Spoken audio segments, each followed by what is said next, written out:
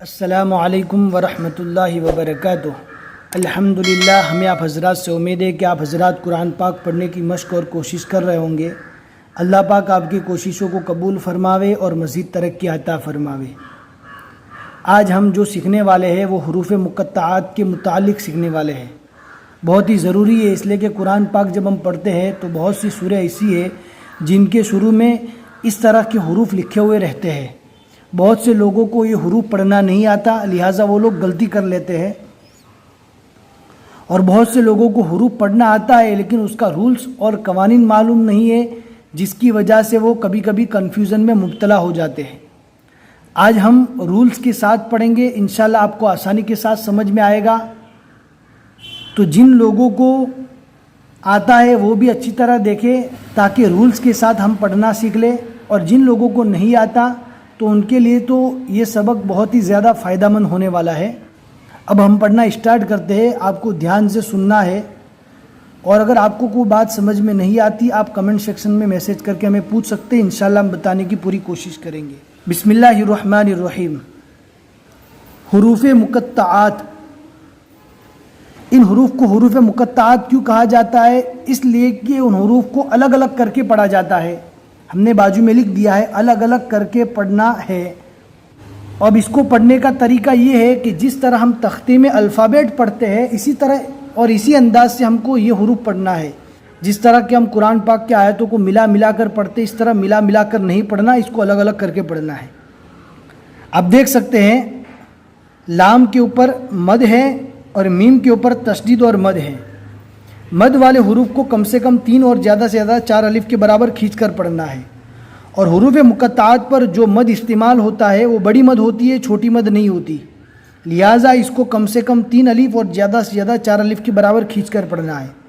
اور اس بات کا دھیان رکھنا ہے جہاں پر بھی تشدید آوے تو تشدید والے حرف کو پہلے والے حرف سے ملا کر سختی یعنی طاقت کے ساتھ اور 2 مرتبہ پڑھیں گے۔ 3 چیزیں، پہلے والے حرف سے ملائیں گے، سختی یعنی طاقت کے ساتھ پڑھیں گے، اور 2 مرتبہ پڑھیں گے۔ اب انشاءاللہ مثال کو سمجھیں گے، آپ کو آسانی کے ساتھ سمجھ میں آ جائے گا۔ الف لام،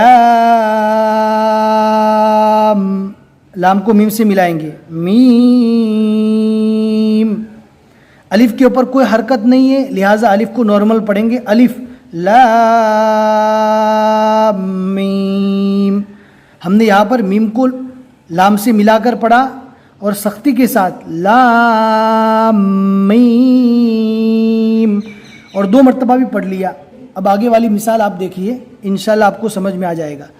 الف لام میم صاد، یہاں پر تینوں حروف پر مد ہے لہٰذا ان تینوں حروف کو کم سے کم 3 اور زیادہ سے زیادہ 4 الف کے برابر کھینچ کر پڑھیں گے، اور الف کے اوپر کوئی حرکت نہیں ہے لہٰذا الف کو نارمل پڑھیں گے۔ اب آگے والی جو مثال ہے اس میں آپ کو دھیان رکھنا ہے کہ رو کے اوپر صرف کھڑا زبر ہے، اور کھڑا زبر کا ہم نے قاعدہ پہلے بھی پڑھ لیا ہے کہ کھڑا زبر کو صرف 1 الف کے برابر کھینچ کر ہی پڑھنا ہے، اس سے زیادہ نہیں کھینچنا ہے۔ الف، یہاں پر الف کو بالکل نہیں کھینچیں گے، رو کو 1 الف کے برابر اور لام کو 3 یا 4 الف کے برابر کھینچ کر پڑھیں گے۔ الف لام رو، الف لام میم رو۔ اب آگے والی جو مثال ہے اس میں دھیان سے دیکھنا ہے کہ ہا اور یا ان دونوں کے اوپر صرف کھڑا جبر ہے، اور کھڑا جبر کا ہم نے قاعدہ پڑھ لیا ہے کہ کھڑا جبر کو صرف 1 الف کے برابر ہی کھینچ کر پڑھنا ہے، اور کاف، عین اور صاد کو کم سے کم 3 اور زیادہ سے زیادہ 4 الف کے برابر کھینچ کر پڑھنا ہے۔ کاف ہا یا عین صاد۔ اب آگے والی جو مثال ہے اس میں تو اور ہا کے اوپر صرف کھڑا جبر ہے لہٰذا صرف اس کو 1 الف کے برابر ہی کھینچ کر پڑھنا ہے۔ تو ہا، توسیم میم۔ اب ان دونوں کے اندر یہ مثال اور یہ مثال کے اندر آپ کو فرق معلوم کرنا ہے کہ اس میں سین کو پورا پڑھا جاتا ہے، توسین، اور یہاں پر سین کو میم سے ملایا جاتا ہے، اس لیے کہ میم کے اوپر تشدید ہے اور قاعدہ ہے کہ تشدید والے حرف کو پہلے والے حرف سے ملا کر پڑھیں گے۔ توسیم میم، سین میم، سین کو میم سے ملا کر پڑھنا ہے، اور یہاں پر سین کو بالکل ظاہر کر کے پڑھنا ہے، اس لیے کہ سین کے بعد کوئی تشدید والا حرف نہیں ہے۔ اسی طرح یاسین میں بھی توسین، یاسین، صاد، حامیم،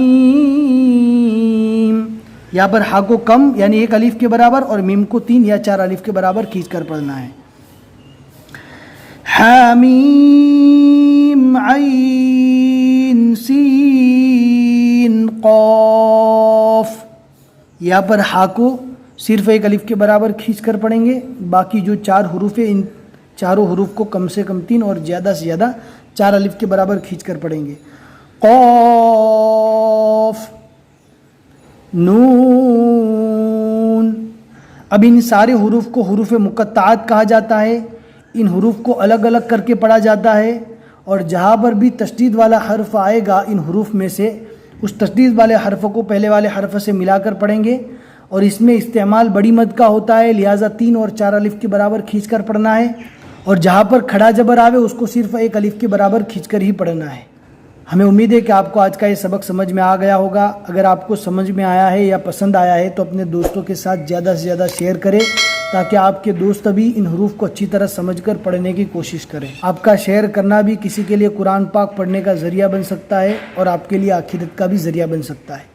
بس آج کے لیے اتنا ہی سبق۔ السلام علیکم ورحمۃ اللہ وبرکاتہ۔